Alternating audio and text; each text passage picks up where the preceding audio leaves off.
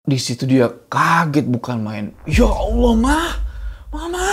Ayahnya yang lagi nyetir fokus gitu kan bingung, kenapa nih anak tiba-tiba teriak-teriak. Si Anissa, "Pak, ayo Pak kita putar balik Pak. Putar balik. Kenapa? Kenapa Nis? Mama nggak ada di belakang."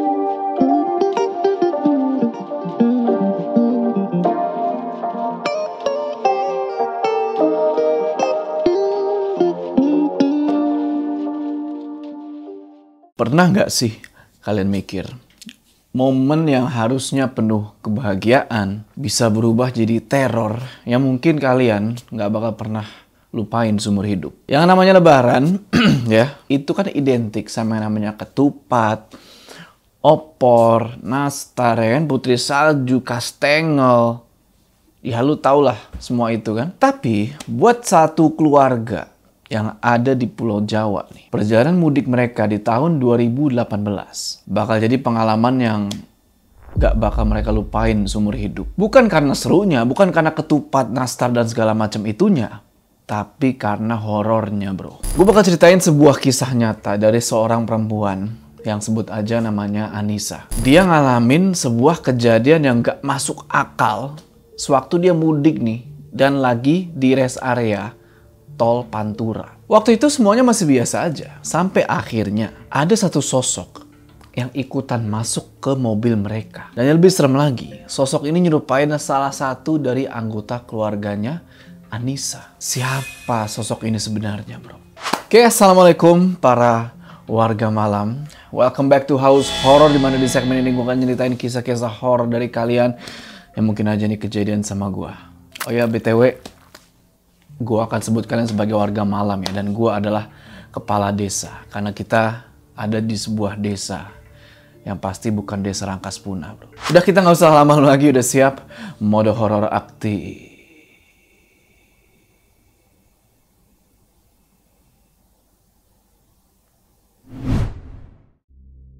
Empat hari sebelum Lebaran tiba, sekitar jam 10 malam, Anissa sama keluarganya ini lagi siap-siap, bro, buat mudik. Mudik ke kota asal yang ada di daerah Jawa. Semua perlengkapan tempur udah mereka siapin tuh ya, bro.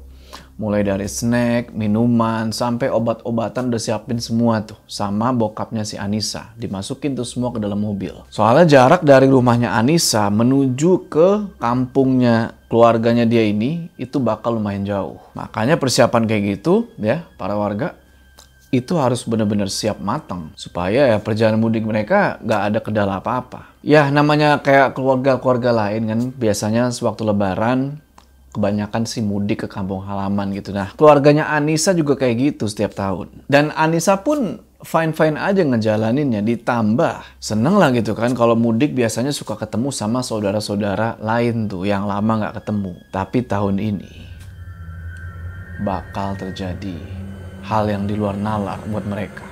Singkat cerita, setelah persiapan mereka udah ready, akhirnya sekitar jam 12:30 malam dimulailah perjalanannya nih para warga. Mereka dari kota Bekasi ke daerah yang di Jawa itu, kampung mereka. Waktu itu, ayahnya Anissa mutusin buat lewat jalur Pantura aja. Katanya ya supaya lebih cepet lah gitu. Soalnya kalau nggak salah ya, di tahun 2018 itu tol Cipali itu baru mau dibangun atau gimana gitu ya, belum sekeren sekarang lah. Jadi menurut ayahnya si Anissa ini lewat tol Pantura itu lebih cepet. Ya udah, awal-awal perjalanan itu nggak ada kendala apa-apa.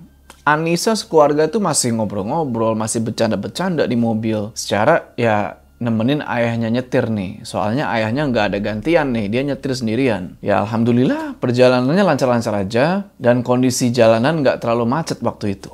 Sampai di sekitar jam 3:30 subuh, ayahnya Anissa mutusin buat mampir dulu nih ke salah satu rest area yang ada pom bensinnya.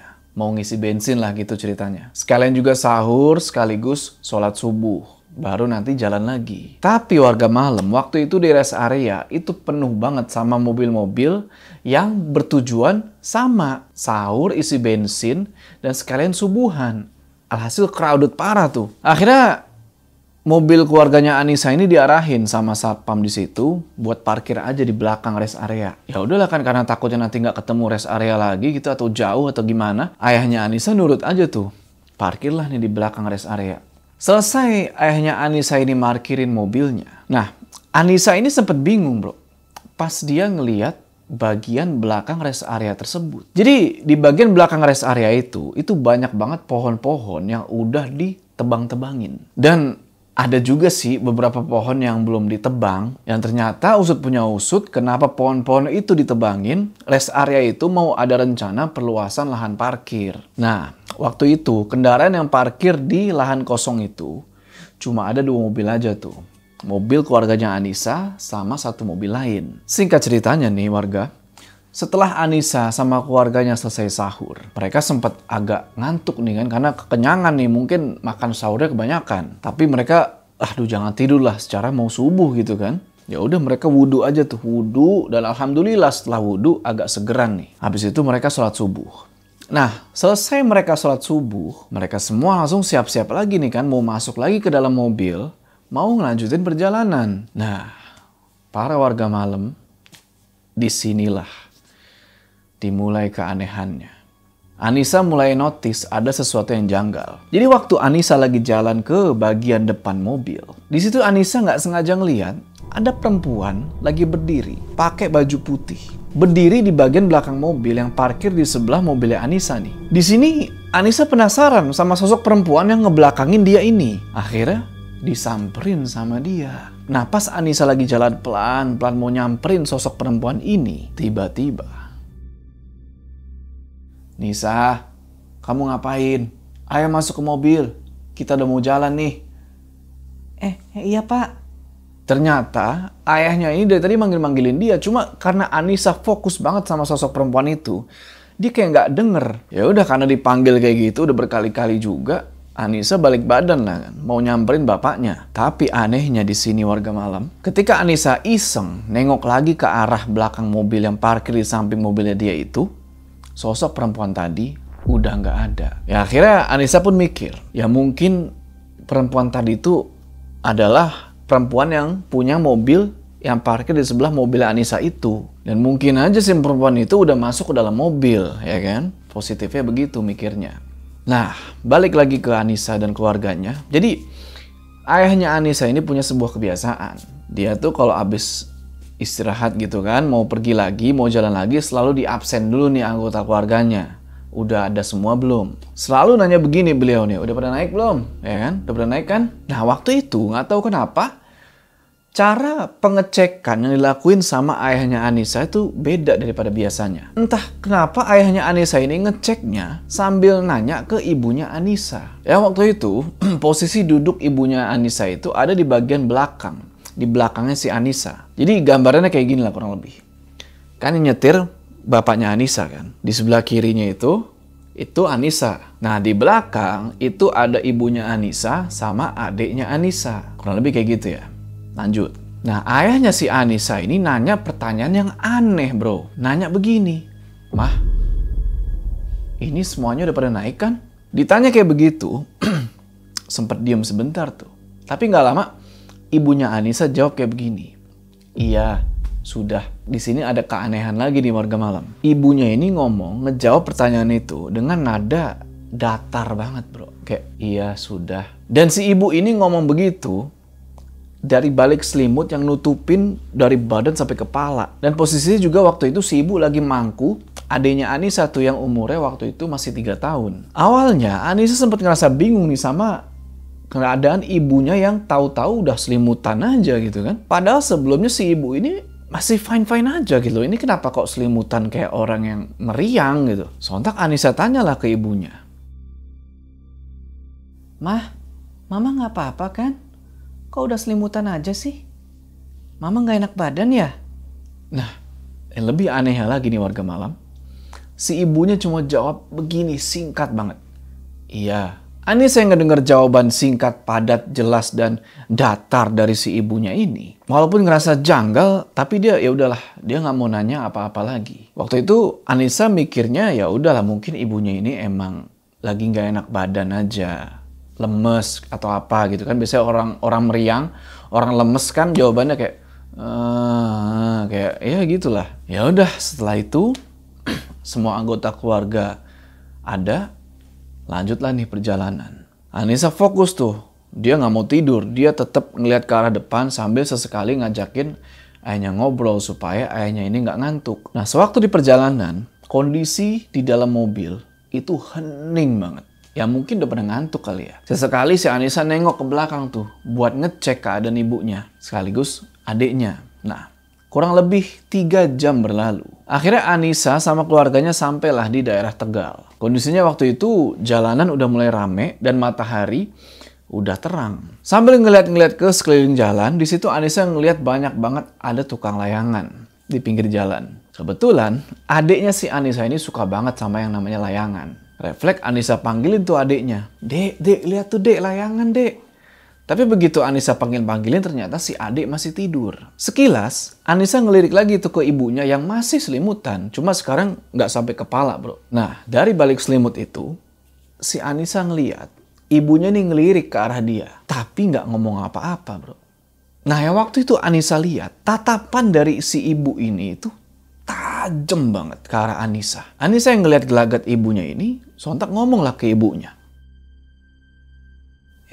Mama udah bangun. Mah, itu banyak banget ya Ma yang jual layangan. Kalau si adik nggak tidur, pasti dia seneng banget tuh ngeliat layangan banyak begitu. Dan lagi-lagi, si ibu jawabannya masih datar tuh, masih kayak orang lemes. Iya, dari sini Anissa makin ngerasa janggal nih sama ibunya. Kok kayaknya nggak cuma sekedar sakit, nggak enak badan gitu. Soalnya dari tatapannya, dari jawabannya itu aneh banget.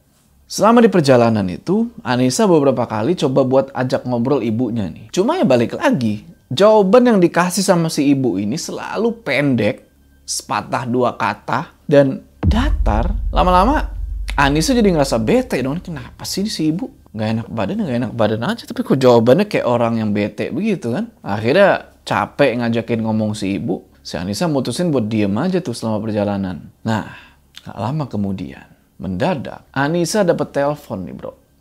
Dari budenya yang ada di Bekasi. Warga malam, kalian harus dengerin baik-baik percakapan di telepon ini. Halo, Nis. Kalian udah di mana sekarang? Halo Bude. Iya Bude, kita masih di jalan kok. Paling 2 jam lagi sampai di Jogja Bude. Kenapa ya? Mama kamu di mana? Di belakang Bude.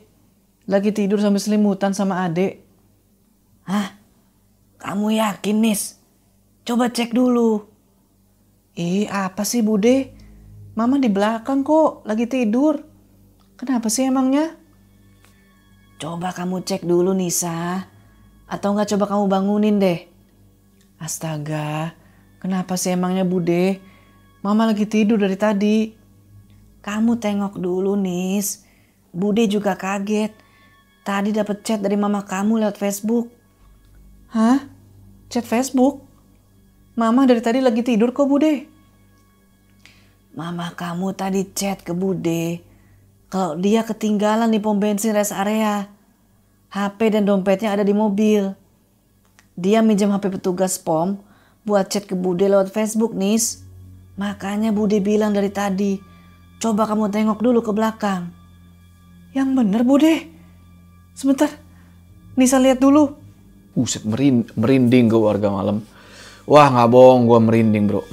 Jadi ketika Anissa nengok ke belakang lagi, di situ dia kaget bukan main. Ya Allah Mama. ayahnya yang lagi nyetir fokus gitu kan bingung, kenapa nih anak tiba-tiba teriak-teriak. Si Anissa, "Pak, ayo Pak kita putar balik Pak. Putar balik." "Kenapa? Kenapa Nis?" "Mama nggak ada di belakang." Wah, kaget di situ ayahnya kan. Ya Allah, astaga, untung sih ayah masih bisa ngendalin mobil kan, nggak kaget yang gimana gitu kan, bahaya juga. Ternyata ketika Anissa sama ayahnya sama-sama ngeliat ke jok belakang, itu beneran mamanya udah nggak ada bro. Sosok ibunya Anissa yang tadi lagi mangku, si adek, itu hilang. Nah, adiknya Anissa yang umur 3 tahun itu ngedenger si ayah sama Anissa teriak-teriak panik begitu, kebangun. Dan anehnya, si adek ini bangun dengan kondisi yang biasa aja gitu, nggak nangis atau apa. Habis itu Anissa langsung ngambil adiknya itu dari jok belakang, dipindahin tuh dia pangku di kursi depan. Akhirnya mau nggak mau, walaupun udah jauh banget jaraknya dari rest area itu Pantura, balik lagi lah nih, muter balik mesti ke sana ngambil si ibu. Dan sewaktu perjalanan ke sana itu, wah, ayahnya Anissa itu nggak berhentinya zikir terus zikir. Anissa juga begitu, sama zikir aja tuh, doa. Sepengalaman Anissa, seserem-seremnya pengalaman dia sama setan gitu ya, ya paling setan cuma nongol gitu aja, entah jadi kuntilanak, entah jadi pocong gitu kan. Tapi belum pernah dia ngalamin setan nyerupain ibunya masuk ke dalam mobil. Ditambah ini yang nyerupain ibunya, diajak ngobrol-ngobrol, ngerespon walaupun ya jawabannya datar gitu ya. Sesekali buat nenangin suasana, ayahnya Anissa coba buat ajak ngobrol lah. Coba buat ajak ngobrol hal lain supaya mereka nggak terlalu tegang atau apa. Tapi tetap aja Anissa masih kepikiran. Karena ini bukan kasus-kasus kayak istri ketinggalan di pom bensin gara-gara suaminya lupa. Bukan. Orang masuk ke dalam mobil kok. Selain itu si Anissa juga kepikiran. Aduh, ini berjam-jam ketinggalan di pom bensin. Si ibu gimana nasibnya, secara HP, dompet ada di mobil. Nah, singkat cerita, bener aja. Ketika Anissa sama ayahnya sampai lagi di pom bensin itu, si ibu masih ada di pom bensin itu. Lagi sama security, ditemenin. Anissa yang ngeliat ibunya lagi duduk di situ, refleks pas mobil berhenti langsung lari tuh. "Mama, maafin Nisa, Ma." Diikutin juga nih sama ayah dan adiknya Anissa kan. "Maaf ya, mau dipelukin tuh." Tapi udah kadung marah nih ibunya kan. Maksudnya apa nih? Gue ditinggal, lo ngelupain gue gitu kan. Belum tahu nih kan soal kalau ternyata ada fenomena mistis di situ. Bener-bener ya kalian ini. Maksudnya apa coba? Ninggalin mama sendirian di sini. Udah tahu mama nggak megang HP dan dompet. Ya gimana ya, namanya juga nggak nyangka hal kayak gini. Anissa cuma bisa diem aja, nggak ngerti mau jawab apa kan. Cuma nangis-nangis, maaf, pelukin ibunya. Akhirnya si ayah coba buat nenangin istrinya tuh lah. Tenangin sampai si istrinya udah tenang, diceritain lah baru nih kronologinya. Wah, setelah diceritain itu, ibunya Anissa ini langsung diam 1000 bahasa bro. Waktu itu pas cerita itu kan masih ada si security tuh, jadi security-nya masih ngedengerin juga. Akhirnya si security pun merespon lah dari ceritanya ini, kayaknya dia tahu sesuatu nih bro. Oke, jadi menurut keterangan dari security ini, kemungkinan sosok yang udah nyerupain ibunya Anissa itu sebetulnya adalah penghuni dari hutan yang ada di belakang rest area itu. Mungkin karena hutan itu lagi ditebang-tebangin buat peluasan lahan parkir gitu kan. Penghuni yang di sana itu kayak keganggu. Akhirnya jatuhnya mereka malah ngeganggu pengunjung-pengunjung. Dan security itu juga bilang untungnya si ayah sama Anissa sadar kalau si ibu ini emang ketinggalan dan langsung balik lagi. Soalnya kalau waktu itu Anissa nggak ditelepon sama si Bude, mungkin nih sosok yang nyerupain ibunya, wah merinding gua. Ini bakal ngikut terus tuh bro sampai Jogja dan mereka nggak sadar kalau ini bukan ibunya. Singkat cerita sekitar jam 5 sore, akhirnya Anissa sama keluarganya tuh lanjut lagi tuh, muter balik lagi perjalanan menuju ke Jogja. Di jalan, Anissa nggak lupa tuh telepon budenya. Diceritain lah tuh kan, apa yang barusan mereka alamin. Dan menurut keterangan dari budenya si Anissa ini, ketika Anissa lagi ngabarin ke si Bude ini ternyata lagi pergi ke guru ngajinya dia, yang ada di dekat rumah lah. Soalnya begitu dapat kabar dari ibunya Anissa, doi langsung ngerasa aneh nih bro. Makanya dia mutusin buat pergi ke guru ngaji, minta petunjuk itulah, apa yang harus dilakukan, minta didoain juga supaya si ibunya Anissa ini nggak kenapa-napa. Tapi kata guru ngajinya itu, si ibunya Anissa ini ada kayak semacam penjaganya gitulah, penghalang gitu, gue kurang paham juga. Tadinya si sosok yang nyerupain ibunya itu mau ngegangguin ibunya Anissa. Tapi karena ibunya Anissa ini nggak bisa ditembus, akhirnya si sosok ini malah mutusin buat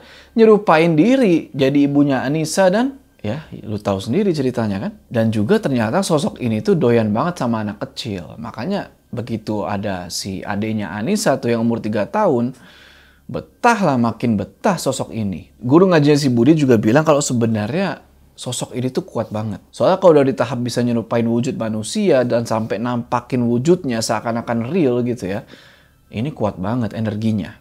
Si Anissa yang ngedenger itu akhirnya tahu kalau makhluk gaib itu nggak cuma sekedar nampakin diri jadi kuntilanak, jadi pocong gitu, tapi bisa lebih dari itu.